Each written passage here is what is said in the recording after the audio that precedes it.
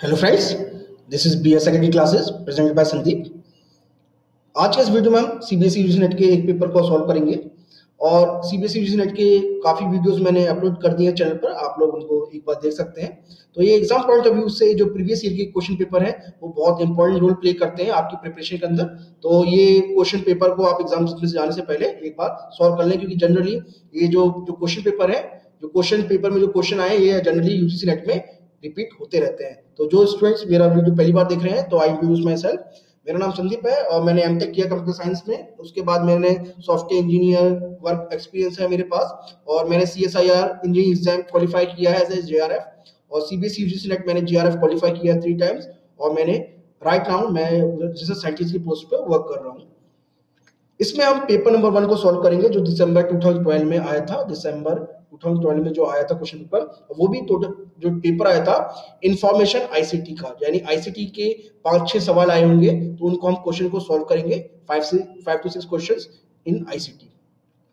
Now पहला question number 1 बहुत simple है। जो स्टूडेंट्स नॉन टेक्निकल बैकग्राउंड के हैं उनके लिए थोड़ा टफ हो सकता है, तो क्योंकि काफी सारी चीजें हैं जो उनको ध्यान में रखनी होती हैं।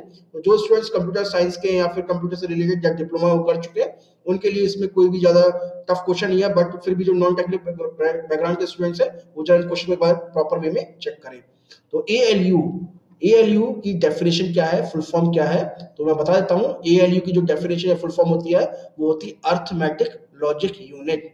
अर्थमेटिक लॉजिक यूनिट, यानी जो डी है वो इसका करेक्ट आंसर है, अर्थमेटिक लॉजिक यूनिट सीपीयू के अंदर होता है ये। तो ये इसकी जो डेफिनेशन है फुल फॉर्म है एएलयू, अर्थमेटिक लॉजिक यूनिट।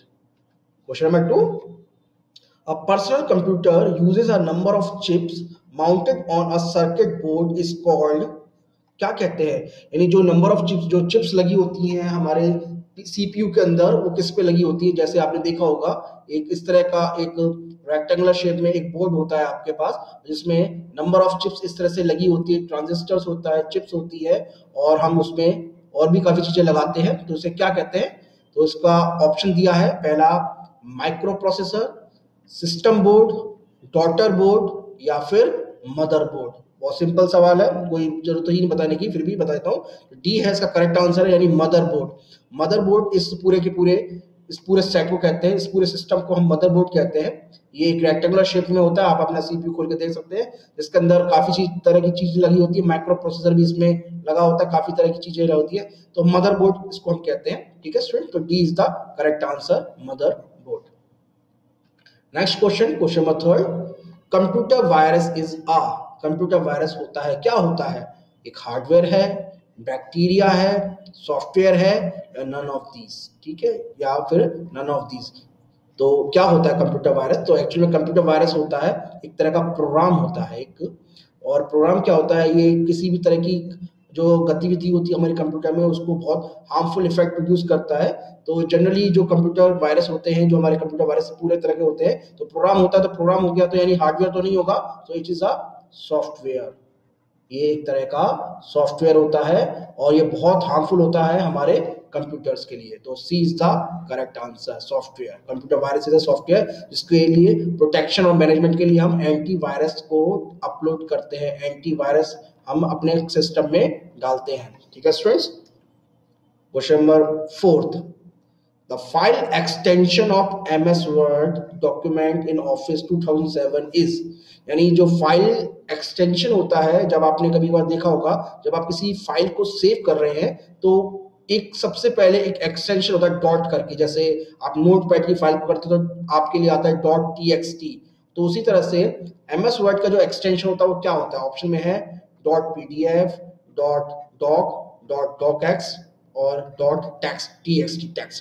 तो जो 2007 के जो वर्जन है MS वर्ड में, उसमें जो फाइल एक्सटेंशन होता है वो docx होता है, यानी C is the correct answer. But इसमें कंफ्यूजन ये भी हो सकती है कि स्टूडेंट इसे को डॉक भी लगा देंगे, बट मैं बता देता हूँ 2007 से पहले के जो वर्जन है, 2004 जो वर्जन है, 2004 में जो फाइल एक्सटेंशन होता था MS वर्ड में उसमें डॉक हुआ करता था। ठीक है स्टूडेंट्स, तो इसके अंदर 2007 के बाद जितने भी जो फ्यूचर में जो या लेटेस्ट वर्जन आ रहे हैं उसमें जितने भी एक्सटेंशन है वो docx है, docx। ठीक है, तो C is the correct answer.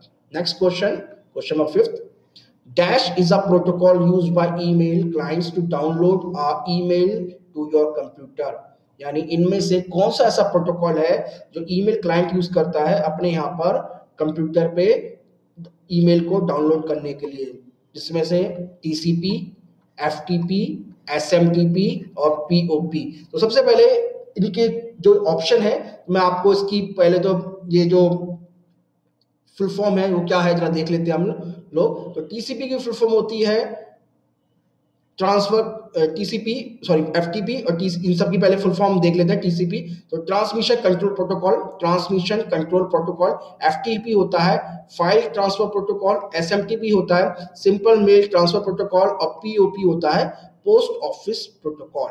ठीक है, तो ये आपके लिए पूरी जो एब्रिविएशन है मैंने बता दी, पर फिर भी आप देख लीजिएगा। Transmission control protocol, FTP file transfer protocol, SMTP simple mail transfer protocol, POP होता है पोस्ट ऑफिस प्रोटोकॉल। तो आप जरा इसको देख लीजिए कौन कौन से प्रोटोकॉल कौन कौन सी लेयर पे वर्क करते हैं। आगे के वीडियो में जब मैं डिटेल वीडियो बताऊंगा आपको ओएसआई मॉडल का, ये ओएसआई मॉडल के प्रोटोकॉल्स है या फिर टीसीपी आईपी के भी कह सकते हैं। तो ओएसआई मॉडल में हमारी 7 लेयर्स मॉडल होता है। तो ये 7 लेयर मॉडल में डिफरेंट लेयर्स पर डिफरेंट प्रोटोकॉल्स वर्क करते हैं। तो उसी का ही क्वेश्चन है। तो इसका जो आंसर है वो पोस्ट ऑफिस प्रोटोकॉल है, यानी D is the correct answer. यानी जो ईमेल क्लाइंट होते हैं वो एप्लीकेशन लेयर पे जो हमारा जो काम करता है पोस्ट ऑफिस प्रोटोकॉल काम करता है, तो इसका आंसर जो है वो पोस्ट ऑफिस प्रोटोकॉल यानी पीओपी है। ठीक है स्टूडेंट्स, तो स्टूडेंट्स इसमें हमने 5 क्वेश्चन को सॉल्व किया। ये क्वेश्चन हमने जो क्वेश्चन पेपर में आए थे उस समय के यूजीसी नेट के, उसके आधार पर क्वेश्चन को सॉल्व किया था। तो मैं आगे भी कुछ क्वेश्चन पेपर जो कि प्रीवियस ईयर के क्वेश्चन पेपर हैं उससे इस तरह सॉल्व करते रहेंगे, और जो कि आपके एग्जाम पॉइंट ऑफ व्यू से बहुत बेनिफिशियल है। तो स्टूडेंट्स इसको आप इस वीडियो को प्रॉपर वे में चेक करिएगा। आगे फ्यूचर में हम और भी क्वेश्चन को सॉल्व करेंगे। और भी कोई क्वेश्चन या फिर और भी कोई किसी भी तरह का कोई डाउट है या फिर कोई और वीडियो आपको क्रिएट कराना है तो you can mail me at my email ID sandeep2006@gmail.com। ठीक है students, so please subscribe the channel for more videos. Thank you.